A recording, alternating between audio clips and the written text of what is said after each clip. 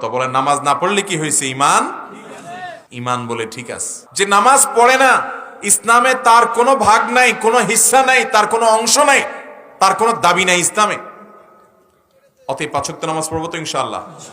অনেক ইমামদের মতে ইচ্ছাকৃতভাবে নামাজ তরক করলে সে মুসলমান থাকে না, সে মুসলমান থাকে না। আমাদের দেশে তো বেনামাজিদের আবার বড় গলা, চোরের বড় গলার মতো বলে নামাজ না পড়লে কি হয়েছে? ইমান।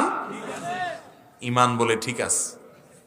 এটা হলো ওই ব্যক্তির কথার মতো যে কখনো দাঁত মাজে না কিন্তু বলে মুখ পরিষ্কার আছে। আল্লাহ তাআলা আমাদেরকে নামাজের গুরুত্ব বোঝার তৌফিক দান করুন।